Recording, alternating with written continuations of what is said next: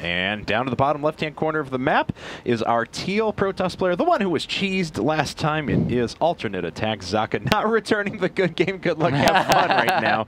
His opponent here in the upper right-hand corner, winning game number 1 very quickly, very convincingly.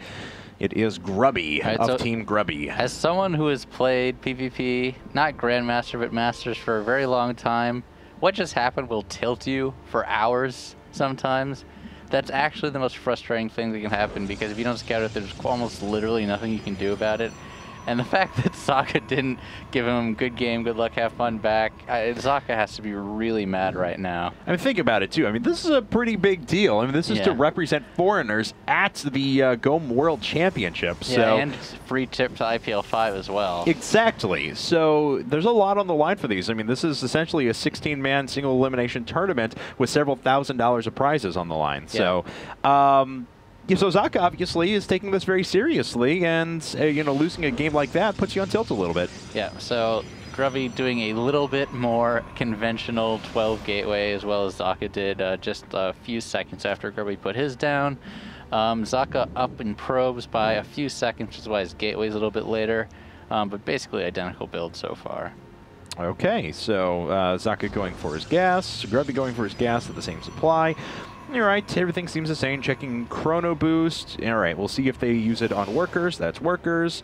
And not being used for Grubby yet. Yeah, so Grubby, he tends to favor micro strategies over macro strategies. Not saying necessarily what he's going to do this game, but that's very fast second gas for Socke. Yeah, I mean, a lot before a second pylon. Yeah, a lot of Protoss players have been going for second gas before Cybercore and deciding to only put 2 on each gas, which it looks like Socke's going to do, because it gives you enough to execute 3 Stalker build really easily and then move into Blink Stalkers if you want. But it gives you the flexibility that if you're like, well, I kind of want a little more tech out there, I want a Robo or I want something else, you can decide to put more workers on there. He's actually done 5 workers on gas, so either it's very, very specific build, or he made a mistake. Have to see exactly which one, if that gas actually makes a difference. Grubby, meanwhile, he did put a slightly later second assimilator after his cybernetics core, so a little bit more standard, but not really unusual for, like you said, for Socke. You know, you see second assimilator before cybercore, but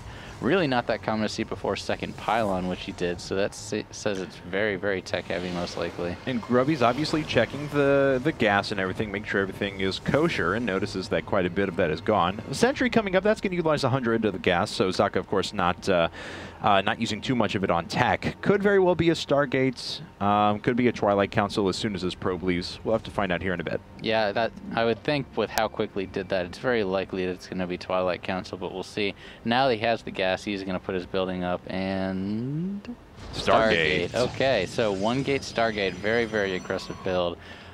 Usually can get away with this in PvP nowadays because people don't do 4 gates or 3 gate blink, you know, all-ins anymore. It still can happen every now and again, and we just saw proxy 2 gates, so really not sure exactly how Grubby's going to react to this. He obviously won't see the Stargate for a while, but if he puts pressure on and he feels like Socke has a little bit of weakness in his front line, he could transition to some kind of aggressive all-in build.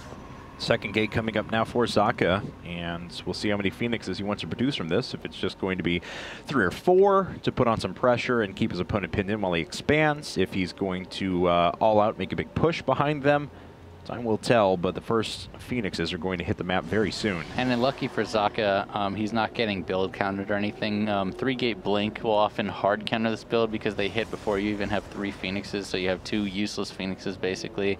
And the blink up your ramp, they kill the sentry, and that's pretty much the game. Looks like Grubby right now, he's only built 3 gateways, is that right? Yes. And so he's going for what looks to be a 3 gate expand.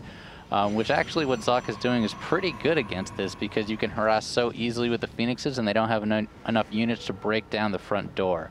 So Socke really is getting not a build order win, but his build order is definitely better against what Grubby's doing right now.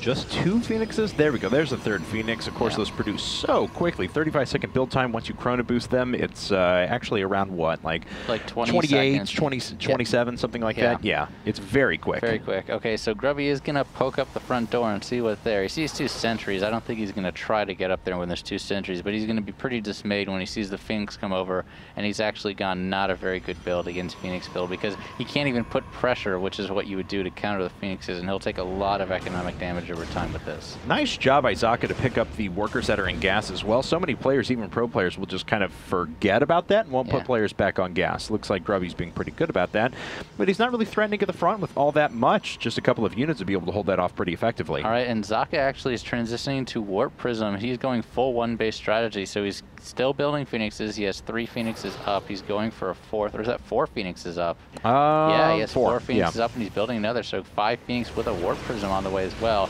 They're very good at picking up sentries, just like you see, and when you pick up the sentries, you really put a damper on their defense.